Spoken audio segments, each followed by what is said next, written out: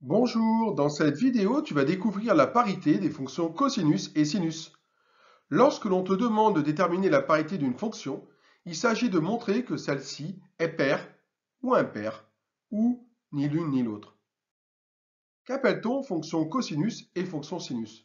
Tout simplement, la fonction cosinus est la fonction définie sur R par x associe cosinus de x, et on appelle fonction sinus la fonction définie sur R par x associe sinus x.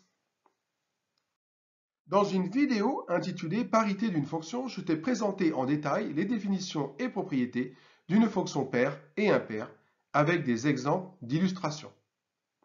Pour rappel, soit f est une fonction définie sur un ensemble d de f, on dit que la fonction f est paire si d de f est centré en 0, c'est-à-dire si pour tout x appartenant à d de f, moins x appartient aussi à d de f, et pour tout réel x de d de f, l'image de moins x est égale à l'image de x. Et on dit que la fonction f est impaire si d de f est centré en 0 aussi, et pour tout réel x de d de f de moins x égale moins f de x. Déjà, ici, pour nos fonctions cosinus et sinus, elles sont définies sur R, et R est centré en 0, car si x appartient à R, alors moins x appartient à R. Le premier point de chacune des définitions est donc vérifié. Il faut alors regarder si ces deux fonctions, cosinus et sinus, vérifient le deuxième point. Plaçons-nous dans le repère orthonormé O, vecteur OI, vecteur OJ. On a tracé le cercle trigonométrique. On considère un angle au centre de mesure θ radian. On suppose ici que θ est positif. Cela signifie que l'angle orienté formé par les vecteurs OI et OE intercepte l'arc IE violet de longueur θ. Et si θ est négatif, la longueur de l'arc serait en fait moins θ. Pour rappel, cosinus de θ est l'abscisse du point image de θ situé sur le cercle trigonométrique. Autrement dit, cosinus θ est l'abscisse du point E. Je te l'ai rematérialisé ici en bleu. Le point image de moins θ est alors le point E' situé sur le cercle trigonométrique, situé à une distance d'arc de plus θ du point I, mais orienté négativement. Pour aller de I à E, on parcourt θ dans le sens positif. Pour aller de I à E', on parcourt θ, mais dans le sens négatif. Il s'agit en fait du point E' qui est le symétrique du point E, image de θ par rapport à l'axe des abscisses. On peut alors considérer l'angle au centre formé par les vecteurs OI et OE', de mesure moins θ, puisque cet angle au centre intercepte l'arc IE', orienté vers le bas. Cosinus moins θ est alors l'abscisse du point E'. On constate que dans cette position, l'abscisse du point E', c'est-à-dire cosinus de moins θ, est égale à l'abscisse du point E, qui est égale à cosinus θ. Donc l'abscisse du point E' est aussi coloriée en bleu ici. Faisons varier l'angle θ. On remarque que lorsque θ varie, l'abscisse des points E et E' sont toujours égales.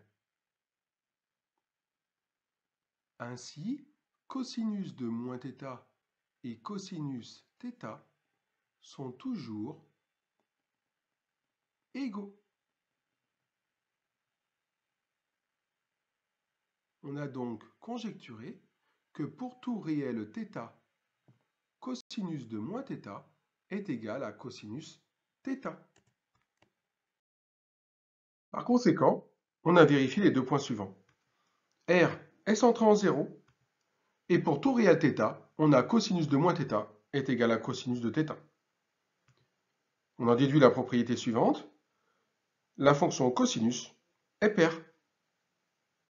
Et pour la fonction sinus, Pour rappel, sinus de θ est l'ordonnée du point image de θ situé sur le cercle trigonométrique, soit l'ordonnée du point E. Je te l'ai représenté ici en rouge. Note que ce sinus est positif. Sinus de moins θ est l'ordonnée du point image de moins θ, soit l'ordonnée du point E'. Je te l'ai représenté ici sur la figure en orange, sinus de moins θ. On remarque que les segments rouge et orange sont de même longueur, mais que pour l'un, le sinus est positif, sinus de θ, et pour l'autre, le sinus est négatif, c'est le sinus de moins θ. On a alors que sinus de moins θ est égal à l'opposé du sinus de θ. Faisons varier maintenant l'angle θ. On observe que lorsque l'angle θ varie, le sinus de moins θ est toujours égal à l'opposé du sinus de θ.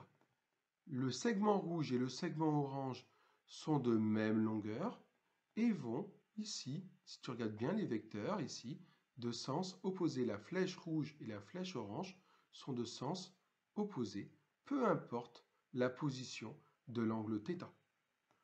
On a donc conjecturé que sinus de moins θ est égal à moins sinus θ.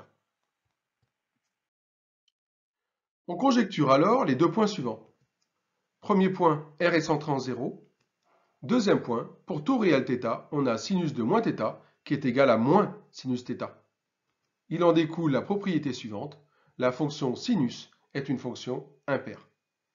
Conclusion, la fonction cosinus est paire. Alors dans un repère orthogonal, sa courbe est symétrique par rapport à l'axe d'ordonnée.